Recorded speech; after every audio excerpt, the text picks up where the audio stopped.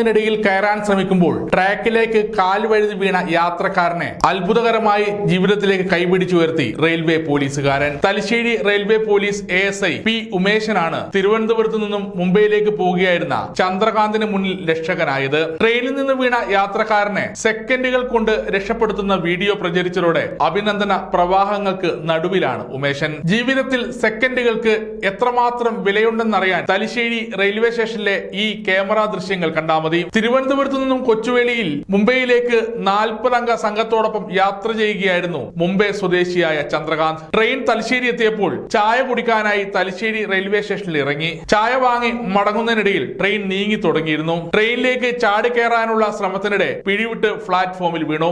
ഈ സമയം സമീപത്തുണ്ടായിരുന്ന railway police ASI P Umeshan ഉടൻ തന്നെ സ്വയം ജീവൻ പോലും പണയം വെച്ച് യാത്രക്കാരനെ രക്ഷപ്പെടുത്തുകയായിരുന്നു.